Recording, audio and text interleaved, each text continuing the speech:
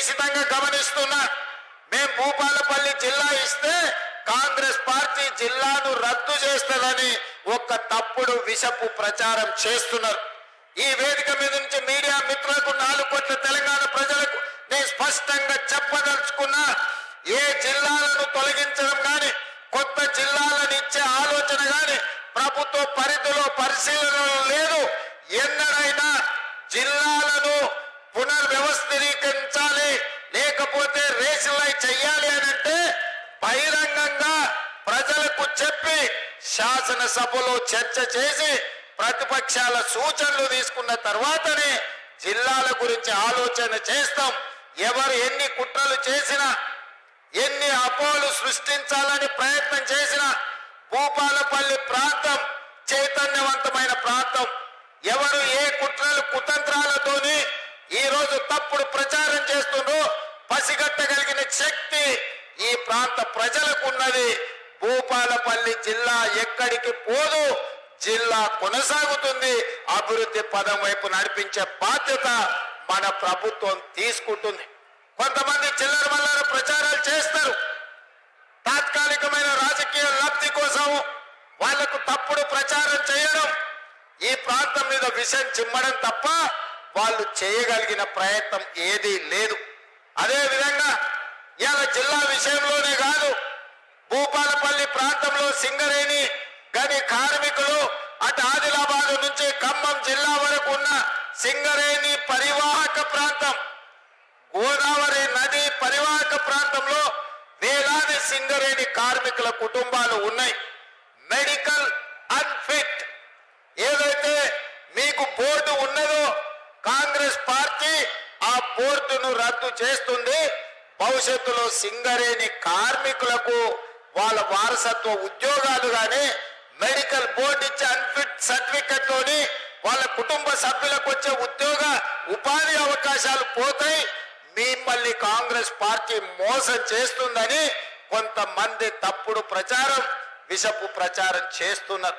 అసలు ఈ ఆలోచన ఎక్కడి నుంచి వచ్చిందో, ఈ అవసరం ఎవరికి ఉన్నదో నాకైతే అర్థం కాలేదు. అందుకే మిత్రులు జనక్ ప్రసాద్ గారికి, పెద్దలు దుద్దిల్ల శ్రీధర్ బాబు గారికి నేను విజ్ఞప్తి చేస్తున్నా, ఎవరైనా ఇట్లాంటి తప్పుడు ప్రచారాలు చేసి మెడికల్ బోర్డు విషయంలో విషము చిమ్ముతే వాళ్ళను అందరినీ మోకాళ్ళ మీద కూర్చోబెట్టి 4 ఈపుల మీదంగా దెబ్బలేయండి. ఎందుకు అనంటే ఆ ఆలోచననే ప్రభుత్వ పరిశీలనలో లేదు. కార్మికులు కోరుకున్న విధంగా కార్మికులకు మేలు చెయ్యడానికి రాష్ట్ర ప్రభుత్వం ప్రయత్నం చేస్తుంది తప్ప కార్మికులకు నష్టం కలిగించే ఏ నిర్ణయము ఈ ప్రభుత్వం తీసుకోదు. ఇవాళ ప్రజా ప్రభుత్వం అధికారంలోకి వచ్చిందంటే సింగరేణి బొగ్గు గని కార్మికులు నిండు మనసుతో పనిచేయడమే కాదు, మీరు గుండెల నిండా ఊపిరి పీల్చుకొని భుజాల మీద కాంగ్రెస్ పార్టీ జెండాను మోసింది కాబట్టి ఈ రోజు ప్రజా ప్రభుత్వం అధికారంలో ఉన్నది. ఈ ప్రభుత్వం మీది మీ సమస్యల్ని పరిష్కరించే బాధ్యత ఈ ప్రభుత్వం తీసుకుంటుంది తప్ప కార్మికులకు నష్టం వచ్చే ఏ పని కూడా ఈ రోజు మా ప్రభుత్వము చెయ్యదు. అదే విధంగా డిస్మిస్ కార్మికులకు సంబంధించి 217 మంది ఉన్నారని మిత్రులు గండ్ర సత్యనారాయణరావు గారు నా దృష్టికి తీసుకొచ్చిండ్రు. ఈ సమస్యను ఏ విధంగా పరిష్కరించాలనో తప్పకుండా ప్రభుత్వము పరిష్కరిస్తుంది. అదే విధంగా ఈనాడు గృహ నిర్మాణ శాఖ మంత్రివర్యులు వేదిక మీద ఉన్నారు. వారిని మనస్ఫూర్తిగా నేను అభినందిస్తున్నా. ఆనాడు 2004 నుంచి 2014 వరకు 10 సంవత్సరాలు డాక్టర్ వైఎస్ రాజశేఖర రెడ్డి గారు అడిగిన ప్రతి వాడికి, ఇల్లు లేని ప్రతి పేదవాడికి 25 లక్షల ఇందిరమ్మ ఇండ్లు 10 సంవత్సరాలలో కాంగ్రెస్ పార్టీ కట్టిస్తే 2014లో చంద్రశేఖరరావు గారు పిట్ట కథలు, బుర్ర కథలు చెప్పిండు. అసలు అగ్గిపెట్టె లాంటి ఇల్లు అందులో ఎట్లుంటారు? అదో ఇందిరమ్మ ఇల్లు ఇల్లేనా? కొడుకొస్తే యాడుంటే, కొడుకు కోడలుంటే యాడుంటారు? పండుగ పూట బిడ్డ అల్లుడు వస్తే యాడవంటారు? గొర్రె పిల్లను కుక్క పిల్లను ఉంటే యాడ కట్టేసుకుంటారు. మీకు డబల్ బెడ్రూమ్ ఇల్లు ఇస్తామని దంచి మాటలు చెప్పిండు. మరి ఎవరికన్నా ఈడు ఉన్న వాళ్ళకి, ముఖ్యంగా మా అక్కలను అడుగుతున్నా, మీకు ఎవరికన్నా డబల్ బెడ్రూమ్ ఇల్లు వచ్చిందా అక్క? మాత్రం డబుల్ బెడ్రూమ్ ఇల్లు రాలే. 1000 ఎకరాలలో ఎర్రవల్లిలో ఆయనకు ఫామ్ హౌస్ వచ్చింది. 100 ఎకరాలలో ఆయన కొడుకు జన్వాడలో ఫామ్ హౌస్ వచ్చింది. 50 ఎకరాలలో ఆయన అల్లుడికి హరీష్ రావు గారికి మోయినాబాద్ లో ఫామ్ హౌస్ వచ్చింది. కేసీఆర్ బిడ్డ కవితకు శంకర్పల్లిలో 25 ఎకరాల ఫామ్ హౌస్ వచ్చింది. ఆయనే కాదు, ఆయనకు మందు గోళీలు అందించే సంతోష్రావు కూడా 20-30 ఎకరాల ఫామ్ హౌస్ వచ్చిందయా. ఇక రాజు ఎవరైనా ఉన్నారంటే ఎర్రవల్లి ఫామ్ హౌస్ లో కేసీఆర్ క్లాస్మేట్ ఉంటాడు ఒక ఆయన జాంగీర్ అని. చదువుకున్నప్పటి నుంచి ఆయనతోనే ఉన్నాడు. నిన్నగాక మన ఆయన చేతికి దట్టి కట్టింది కూడా గాయననే జాంగీర్. జాంగీర్కి ఒక్కడికే ఏం రాలే పాపం, చూస్తూనే ఉన్నాడు ఆయన క్లాస్మేట్ కింది నుంచి పైకి ముఖ్యమంత్రి అయ్యిండు దిగిపోయింది, కానీ జాంగీర్కు మాత్రం న్యాయం చేయలే. ఇవాళ అది పరిస్థితి. మీకు మాత్రం ఇన్ని ఫామ్ హౌస్లు వచ్చినాయి, 100,000 ఎకరాల భూములు వచ్చినాయి, టీవీలు వచ్చినాయి, పేపర్లు వచ్చినాయి, 1000 కోట్ల రూపాయల వ్యాపారాలు వచ్చినాయి. మా పేదవాళ్లకు మాత్రం డబుల్ బెడ్రూమ్ ఇండ్లు రాలే. నిజంగానే చంద్రశేఖరరావు అనుకొని ఉండుంటే 10 ఏళ్లలో 20 లక్షల కోట్లు ప్రజలు పన్ను కట్టి చంద్రశేఖరరావుకి ఇచ్చారు. సంవత్సరానికి 2 లక్షల ఇండ్లు ఒకవేళ కట్టున్నా 10 ఏళ్లలో 20 లక్షల ఇండ్లు కట్టడానికి అవకాశం ఉండే. కానీ చంద్రశేఖరరావు గారు పేదల ఆత్మగౌరవం కోసం పనిచేయలే. పేదలకు డబుల్ బెడ్రూమ్ ఇండ్లు ఇవ్వాలన్న పట్టుదలకు పోలేదు. ఎందుకంటే పేదల పట్ల ఆయనకు ప్రేమ లేదు, పేదల పట్ల ఆయనకు ఎలాంటి పట్టింపు లేదు. అందుకే ఇవాళ ఏ గ్రామాల్లో కూడా డబుల్ బెడ్రూమ్ ఇండ్లు లేవు.